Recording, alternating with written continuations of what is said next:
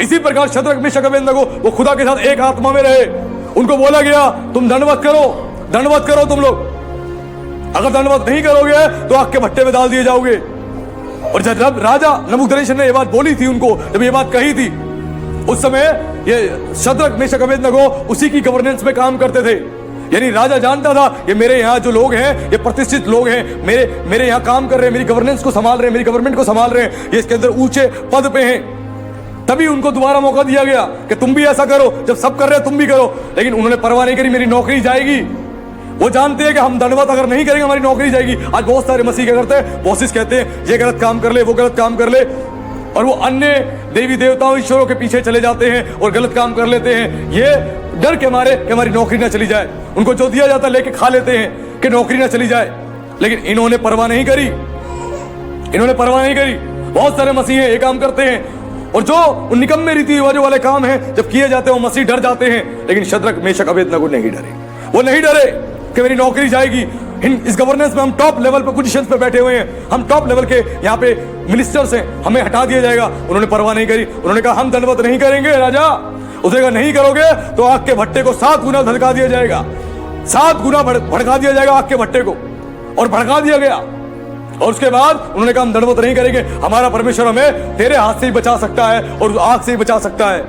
और उसको आग के भट्टे में डाल दिया गया। कैसे आग के भट्टे में डाला? वहां पे कौन खड़ा था? वहां पे यीशु खड़ा था उनके लिए। आपके खिलाफ शैतान हो सकता है आपकी समस्या 7 गुना बढ़ा दे, 10 गुना बढ़ा दे, आपके ऊपर डाल दे, कर्जों की समस्या, सर्द समस्या आपको डाल दे आग के भट्टे में। लेकिन यीशु कह रहा मैं वहां खड़ा मिलूंगा। हालेलुया।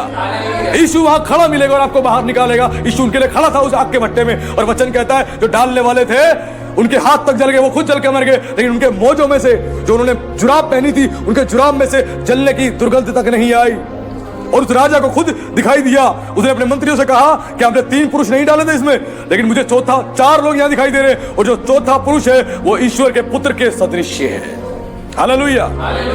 परमेश्वर ने उसको दिखाया, जिसने आग के भट्टे में डाला उसी को दिखा दिया। जो आपके खिलाफ षड्यंत्र रखेगा, कोई आपका रिश्तेदार हो, कोई आपका बॉस हो, कोई भी हो, परमेश्वर उसी को आपकी अद्भुत महिमा अपनी दिखाएगा और उसका हृदय बदल देगा। हालेलुया। और परमेश्वर ने शद्रक मेशक अबेदनगो को ऊंचा पद दिया, फिर से ऊंचा पद दिया। तो आज जब खुदा की आत्मा में एक होकर चलेंगे, आपका कोई कुछ नहीं बिगाड़ पाएगा, कोई कुछ नहीं बिगाड़ पाएगा। आज आपको समझना है कि हम किस प्रकार का जीवन जी रहे हैं, किस प्रकार का जीवन जी रहे हैं।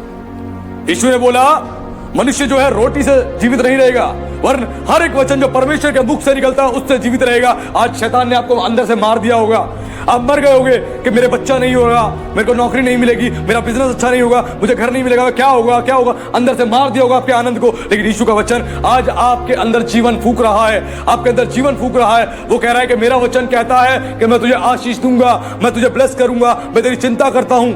मूसा 40 दिन तक सिरे पर्वत पर रहा, खुदा के वचन को सुनता रहा और वो जीवित रहा। खुदा के वचन को सुनता रहा और वो जीवित रहा। जब खुदा के वचन को सुनोगे आप जीवित हो जाओगे, उसके वचन को सुनोगे आप जीवित हो जाओगे। एक अच्छी संगति आपको जीवित करेगी, एक अच्छी संगति आपको ब्लेस्ड करेगी। उस संगति में रहा और जीवित रहा।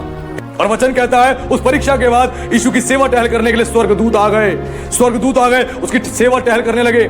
और ये स्वर्गदूत जो है आपकी मेरी सेवा टहल के लिए परमेश्वर ने तैयार किए हैं। इसलिए भजन संहिता 91 में लिखा है जहां कहीं तू जाएगा मैं अपने दूतों को तेरे निमित्त आज्ञा दूंगा कि तेरी रक्षा रखवाली करे।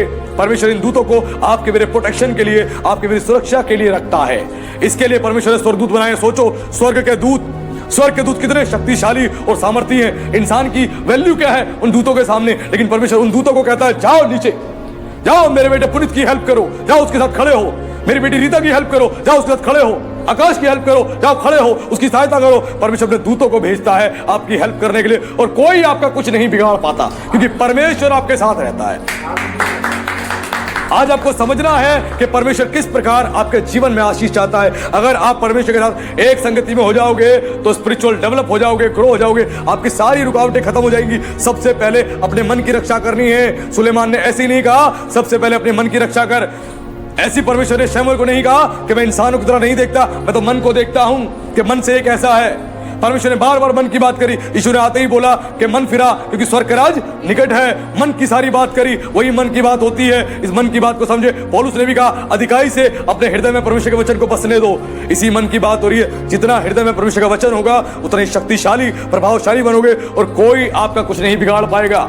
और इसी के आगे पढ़ते हैं तो आपको पता लगता है जो व्यभिचारिणी स्त्री के साथ संगति करता है, यानी किसी के साथ बिना शादी करे आप संबंध बना रहे हो, तो उसके साथ आप एक टन हो गए, यानी उसके पापों के सहभागी हो गए, उसके श्रापों के सहभागी हो गए, उसकी समस्याओं के सहभागी हो गए। वो सब आपके ऊपर काम करेंगे, जो उसके जीवन में है वो सब आपके ऊपर काम करेंगे। और प्रभु के साथ जब एक आत्मा हो जाओगे तो प्रभु के आत्मा की जो आशीष है वो आपके जीवन में काम करेगी और आप अद्भुत रीति से ब्लेस्ड हो जाओगे। और आज प्रभु ने अपने वचन से ये चीज बताई, जो प्रभु के साथ संगति में रहेगा वो ब्लेस्ड हो जाएगा। प्रभु के साथ संगति करो, आपकी स्पिरिचुअल ग्रोथ हो जाएगी, डेवलप हो जाओगे और आप खुदा की आत्मा में होके अद्भुत रीति से उसकी सेवा करने वाले बन जाओगे। तो प्रभु का धन्यवाद, आज की शिक्षा से प्रभु ने बहुत कुछ बताया और आज आपने जाना कि परमेश्वर कैसे अद्भुत रीति से हमारे जीवन में अपनी आशीष को देता है, क्योंकि उसकी संगति बहुत जरूरी है। तो प्रभु आप सबको आशीष दे, सभी को जय मसीह की।